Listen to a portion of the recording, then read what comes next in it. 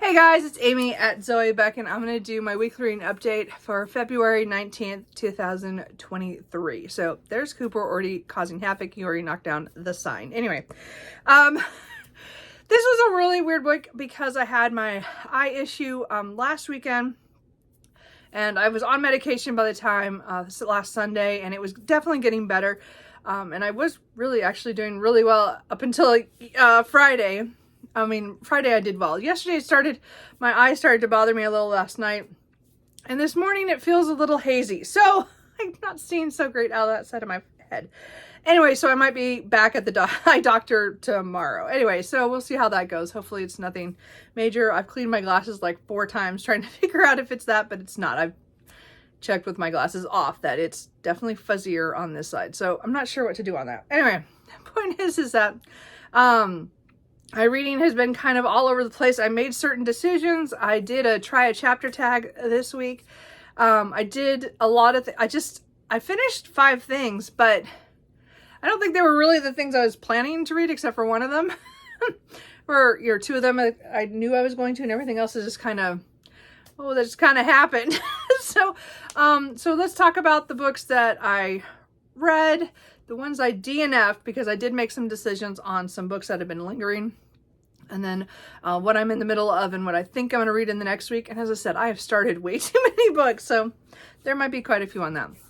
So I did first finish The Heart of What Was Lost by Tad Williams. This I listened to on audio by Andrew Wincott, who did Memory, Sorrow, and Thorn as well. This is the kind of a bridge between book. It takes place after Memory, Sorrow, and Thorn, but it's kind of a prequel to stuff that's going to happen in the Last King of Osternaard series. So this came out in 2017, and I read it when it came out. So this was a reread for me, because again, I'm rereading the whole Osternaard sequence in order to be ready for the final book, Navigator's Children, at the end of the year. But I need to read the book that came out last year, Into the Narrow Dark. So anyway, I've continued my reread. So now I've read the 0.5 of Last King of Osternaard. And this is just following Duke Isgrimnor and his chasing the Norns from the first book, first series, sorry, at the end of Memory, Sorrow, and Thorn, and chasing them north and what happens there. And we get to see, this is where the book it changes, because now this is years after he wrote the first, Tad Williams wrote this first series. He came back to this and he shows now us the other side, the ones who were the bad guys in the first series, and we kind of get to know them and their motivations. And so it's a really interesting, I said the second series is very different from the first in that there's still a lot of the things I love from the first series. It changes a little bit, and it just opens the world up. So this was kind of like the bridge book to kind of show it's going to be different in the next series. So I really did enjoy rereading that. Again, it wasn't very long, but I had it on audio, and that's what I listened to when I was having my eye issues. So I did finish that on Sunday. I think on Tuesday I finished, Wednesday, might have been Wednesday, Radiant Sin by Katie Roberts. So this one, of course, I couldn't read a lot because of my eye issues, but I finally was able to pick it up and finish it. And this one I started, this is the day I started having the eye issues. So this is book 4 in the Dark Olympus series. I have been looking forward to continuing that series, so it just came out last week. Last week.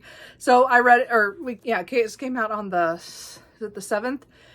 So I got it that Friday, the 10th, and I wasn't able to read it then. So I got to get, once my eye was well enough, I was able to read this. So this is following Apollo and Cassandra. And this was, it's definitely not one of my favorites of the series, because there's a lot of, it's kind of like the house parties kind of thing. And I don't like the games that are played in theirs. I know it's a part of this, the reason for the power structures of this realm. They're it's kind of mafia-like, but there are the people who are the Dark Olympus, or are the based off Greek gods. Their titles and stuff.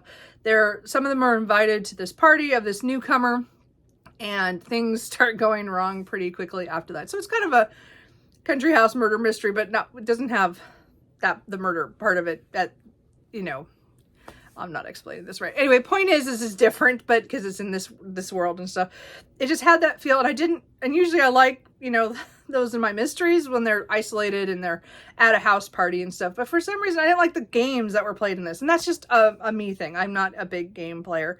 So maybe that was my problem. I don't know.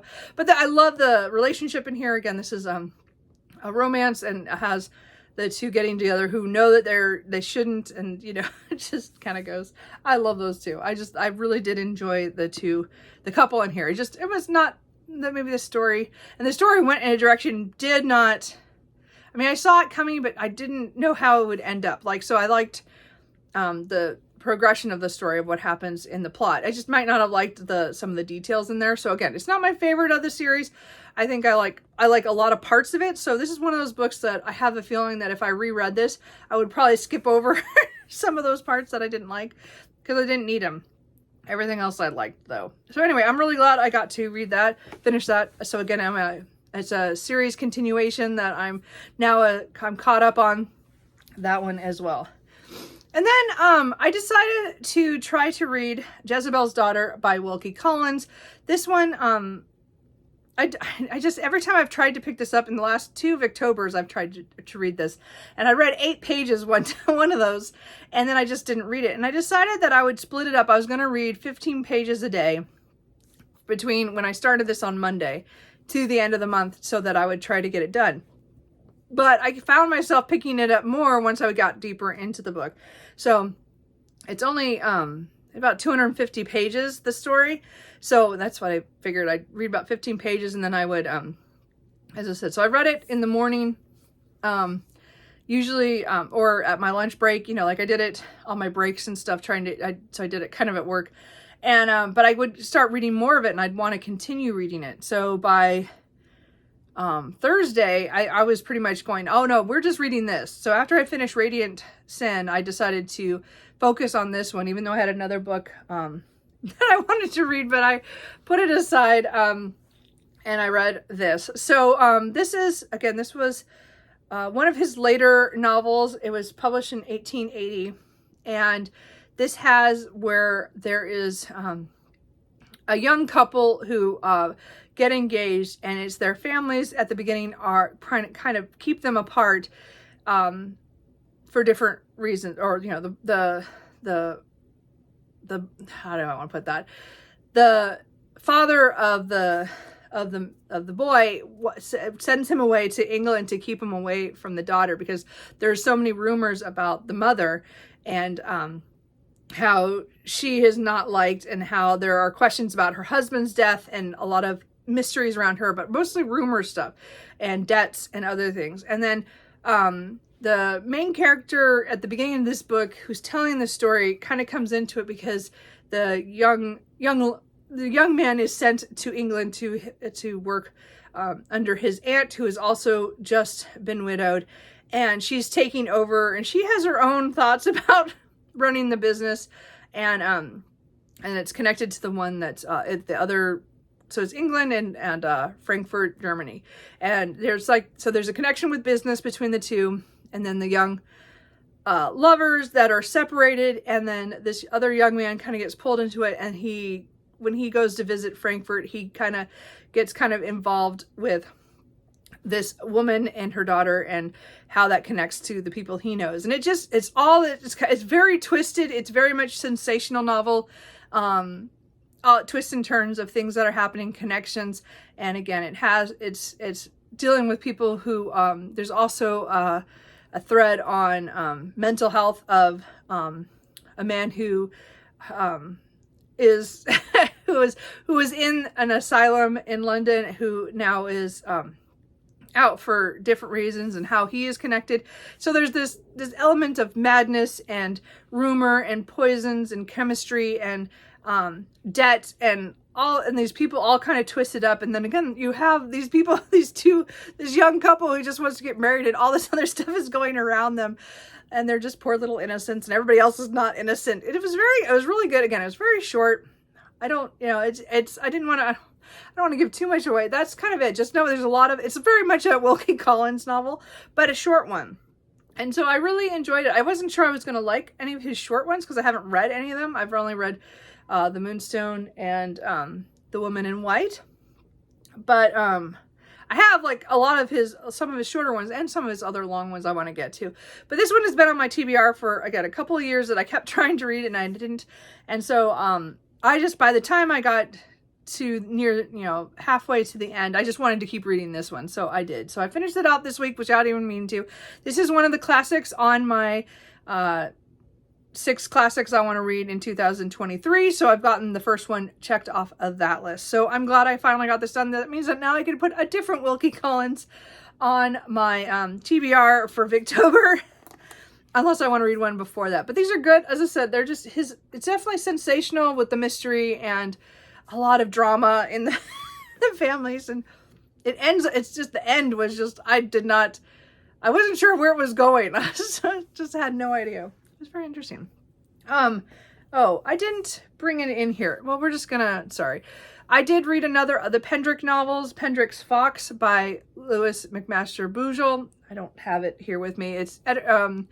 So it's the 5th book in the Pendrick and Desdemona series. And I listened to that on audio on Friday. I just need a break from the big audio book I will show you that I'm in the middle of. So I did enjoy that one, but it's definitely my lowest of the 5 so far I've read. It's 11 novellas in this series. So I'm almost halfway. And because again, I try to read 2 to 3 a month, trying to get through those. It's just a fun fantasy. And this one had Pendrick. It kind of went back in time to after the 3rd book. No, that's not right. After the 2nd book, Pendrick and the Shaman. So it's kind of like a little bit after that one. So we've kind of gone back to an earlier case of his and Damona's that they get caught up in when they find a woman, or they are pulled into a case that has a woman who was a sorceress who was killed. And then it kind of goes from there. But it was a good one. It's just not my favorite. Least favorite probably of all the ones so far. But it was just fine. So I listened to that during the day on Friday and Friday night. Anyway, so I did enjoy that.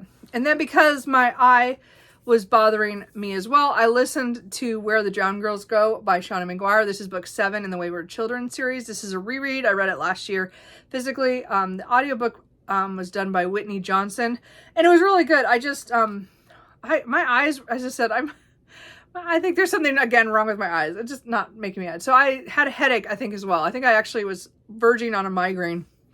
So I laid in the dark and just listened to this, in the evening and finished it right away.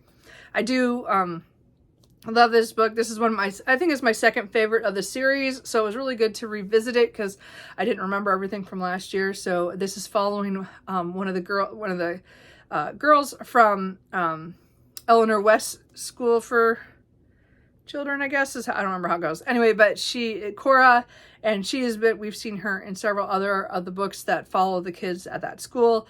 And she decides she wants to change schools to try to change something that's going on with her. And it's kind of what happens when we see the other place and the differences, and then how they deal with children who have gone through portals. Again, this is a portal fantasy story, and I really like this. It kind of combined a lot of elements that I found really fun. So anyway, I did really enjoy rereading that. I'm hoping to pick up the next one soon. So just real quick, I just want to go through my DNFs. I am going to DNF Seasons of Storms by Susanna Kearsley. This I think I got it, I don't know, it was earlier, it was in the fall. I did 118 pages on this, and I'm going to take my bookmark out. And this is the only Susanna Kearsley that I have picked up and then DNF'd. I'm just not interested in this. This has to do with a lot of actors who go to Italy to put on this play that is talking about a mystery of a woman who went missing, who has the same name as the narrator, the main female character. She was named after this mysterious actress who went missing, and it's just talking about actors and stuff, and that just doesn't do anything for me. It just wasn't for me, and I just wanted to decide to get rid of this. Again, I have many of our other ones still to read, and I've read quite a few of them and really enjoyed them, but this one just is not for me. And I kept trying to say, well, maybe I'll come back to it, and no, I'm not going to. So I'm just going to get rid of it. I don't need to keep all of her books if I'm not going to read them. Does that make sense? Because I like the other ones so far I've read, and so I'll just move the next one up on my list. I'm reading them in publication order. And whatever the next one is, I will try to get to that this year. And then I decided I'm going to DNF the 9 Realms series. So I read this last year, A Queen in Hiding, and I actually reread it. One of the first books I read this year. And it, you know, it still holds up. It's a good fantasy novel. Problem is that I'm only, I think, 88 pages into this, and I have tried every way to get myself to read this. I tried to read a little bit every day. I tried to have a day where it was, so I just could focus on this, and I couldn't do it. I got the audiobook, and I couldn't listen to it. There is something, I mean, okay. So this is a story, so the first book follows a queen who is dealing with issues with other countries and her. They are, you know, there's some fighting. They're not fighting yet, but there's definitely some issues coming up. And then she's also dealing with a lot of things going wrong within her own court and people who she does not trust. And so she and her is trying to make sure that she and her heir, her daughter, survive. And that's the first part of this book. So I really don't read the back of the books. Just don't. Just go into them kind of blind, like, and you might get along with this much better. I really liked the first book, and I reread it. But I can't. The second book is just, it's continuing on from there, and I just read the other book, so it's not like okay. I think it really comes down to is I'm not really trusting of the author to do things. I'm not that I want them to do things that I want them to do. I mean, it is a really long book, or series. I mean, it's a 4-book series. And so I know there's a lot of painful things going to happen, but she pretty much broke my heart earlier in this book when something happened. And I did cry at it. So it was written really well, but it broke my trust with the author, if that makes any sense. Every time I thought about picking this up, the more I was like, she's just going to hurt me more and more. And I know that there are authors who do that. And I know that there are stories, and people love those kind of stories that just, you know, devastate you. But for some reason, to me, on this one, and I don't know if it's because of some of the other things going on in here. There's a lot of POVs from different countries and people having to deal with other situations and stuff. There's a lot of stuff going in here. I think there's a lot of good in here. And it's written really well. This is not like anything like that. It really is just, I guess I don't trust what's going to happen next. And I don't know how to explain that better than that. So I just decided, the more I kept looking at and rejecting picking it up, like I kept picking up other books rather than picking this up. And I even tried the audio, hoping maybe that'll help me get through it. And all it did was just make me not want to pick up an audiobook. So, as sad as it is, because I bought all these books at different times, is I'm going to DNF the 9 Realms series. And so I'm going to get rid of all 4 books. So, I feel bad, and I really wish I could have enjoyed this more. I should really show you how they line up really pretty too on the shelf with the crown. I'm so disappointed in myself, but I can't. And I kind of, especially with my eye issue, that kind of, you know, and all the stuff that happened last year with mentally, I was not doing so hot on certain things going on. I cannot be reading stuff that I don't want to read. And I go, let's just put out, I have too many series. I have all these other ones. Somebody else is going to love this series, or other people probably have loved this series. I have not heard a huge amount about it on here on BookTube. I think it's for other people. It's just not for me. It just didn't work out. So I just want to put out those DNFs. And then something kind of similar, I did try a chapter this week. I did my February one that I'm doing. I'm going to try to do one every month. I did romance. I had only a few contemporary romances left on my shelf. And so I did these. So And so you can watch that video to see what happens with that. One of these I am getting rid of as well. So it'll also go into the DNF pile. And just, I mean, if you don't want to watch it, the one that won was The Love Hypothesis. So I have started it, but it's not one I'm reading a lot of. I'm only about 75 pages in. So it's definitely one I'm going to continue. It's just, I haven't read a lot of it. Because again, my reading's really weird right now. So, but we will see. So other than that, of stuff that I'm in the middle of, let's try to go through these pretty quickly. I did start The Scar by China Melville, and this is book 2 in the new Crobazon series following Perdido Station. So I read that last month as a reread to get back into the series, because then this is a series, it's a 3-book series that I've just never continued, and I really enjoyed Perdido Station. I mean, there's good and bad things about that huge book, but The Scar is a totally different creature, and I'm enjoying it. I'm halfway through right now.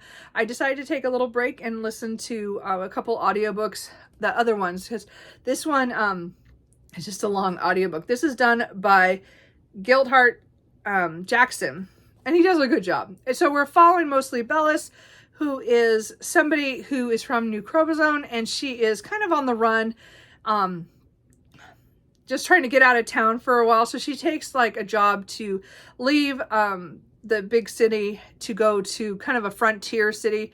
And they take boats to get partway there. And well, things go wrong with the boat, and she is kidnapped by pirates at one point.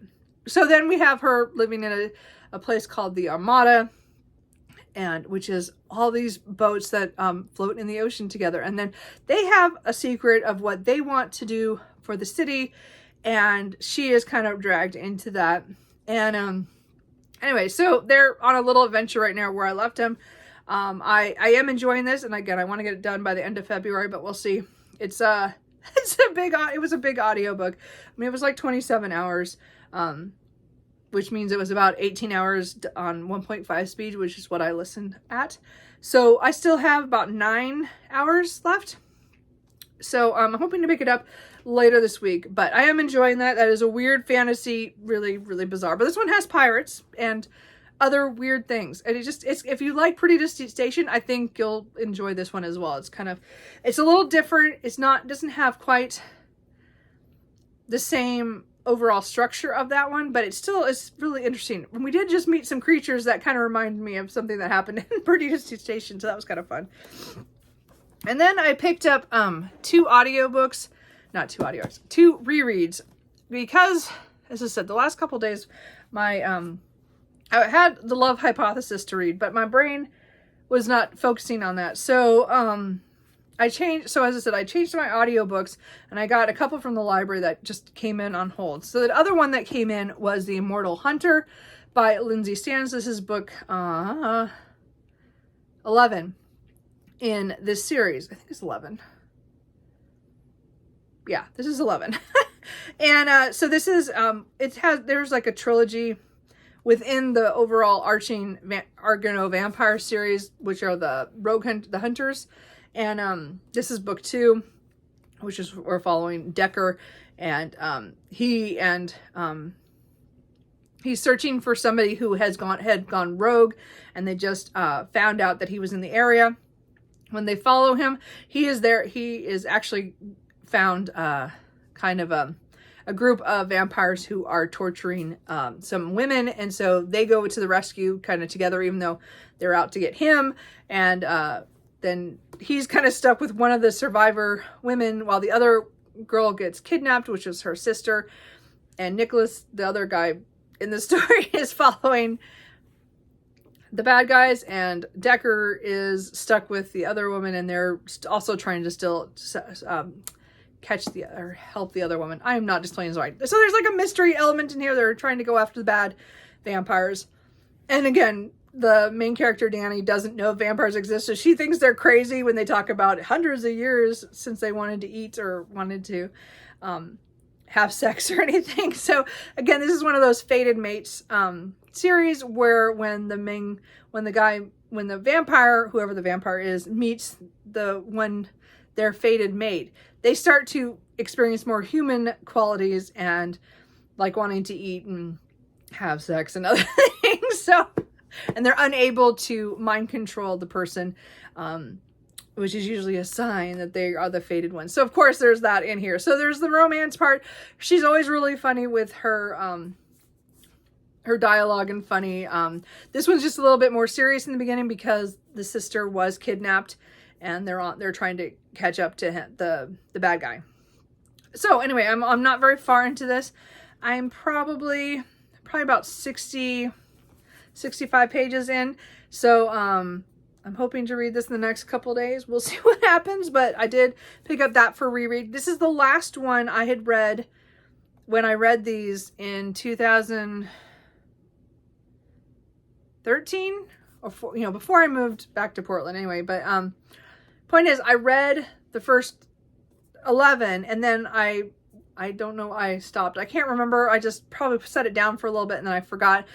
Now there's like 35 books out in this so far. 36th book is coming out later this year. So I'm not planning to complete the series this year, but I want to get back into reading new books. But I don't remember this book at all, even though I haven't marked that I read it. So we'll see. Maybe farther in I'll remember something, but I remember book 10 pretty well. Not everything that happened, but I remembered it. I don't remember this one at all. I didn't even know I'd read this one until I checked my notes. So anyway, this is a reread and I'm hoping to get that done this week so that at least from here on is all new books. And I own probably 15 of the books beyond that. So I probably have through the mid-20s of the 36 book series. So, and a couple of the novellas as well. So yeah, I'm hoping just to at least make some progress on that series. I'm not sure how far I'll get this year, but as I said, they're fun and light. And I'm trying the audiobook this time. I've never done them by audio because I had it at the library and I just tried it and I like it. So I might be reading them by audio here and there as well. We'll see how I feel. And then last night I picked up Dragon Actually by G.A. Aiken. So this is the same author as Shelley Lawrenson. This is one of her first series and we're following dragons and stuff, and it's so hilarious. I read this book, was one of the first books I read from her. I read the Call of Crows series first, and then I picked up this book, and I didn't have any of the others at the time. And so this one has two, they're a little bit long, like little they're novellas. They're both 200 pages each about, well, no, one's 200 pages and the other one's like, or 220, and then another one's like 110 pages. So one's a novella and one's short novel. Anyway, and I read these many years ago. I can't remember now what year I said I read these. It was a long time ago. Maybe it wasn't too long ago. Anyway, it was before I did BookTube. Anyway, so I don't remember what year. Yeah, it might have been 7 or 8 years ago. Anyway, so I read this one and I had now, last year I bought the whole series. So I have all the books for this one. I think it's a 9-book series. And I was hoping this year this is the Dragonkin series. So I knew I wanted to reread the first book because it's been so long. And I didn't really remember it. I kind of remember some of it, but not very vaguely. I started this book last night and I just about swallowed my tongue. Some of the characters in here are characters that are in her other series. The Scarred Earth saga. And the last book, the third book, has some characters that are in here that are in that book. And so she has connected these two series, which I did not know the Scarred Earth and the Dragonkin would connect. I mean, it made sense because of what happens in the third book of that series, and I love that book. The Heretic, I don't remember now the name of that book, but the first book is The Blacksmith Queen. Again, I love that trilogy. I finished off, because the third book came out, it's not the last book in that series. There's too much still going to happen. So I'm really waiting for the fourth book of that series. But I didn't realize that some of the characters, they kind of sounded familiar to me, but I couldn't remember. I wasn't sure. I thought, man, why do I should know these characters. She talks about them like I should catch on what they are. They're in this series. So now I got to read the Dragonkin series to connect all the G.A. Aiken books together. So again, the Dragonkin series came out before the Scarred Earth series. So I'm going to read all these and see how much of this it connects to that, and maybe I'll get things when the new, other books will come out. So anyway, I'm really enjoying, I just started this reread. I've only got 30 pages. because I just started last night and I was really not feeling like reading a lot. So, but anyway, so I'm going to reread that as well. So those are the books that I'm in the middle of. And then what I might read on the horizon, we'll see. First of all, I have my buddy read of the Innkeeper Chronicles with Tea and all the books. We are reading Sweep of the Heart by Alona Andrews. This is, is this book 5 or 6? Oh no, I can't remember. I think it's the actual book 5, because I think there was a novella. So I think it's 5, and it's the chunkiest of them all. But it's the most current out. It just came out in December.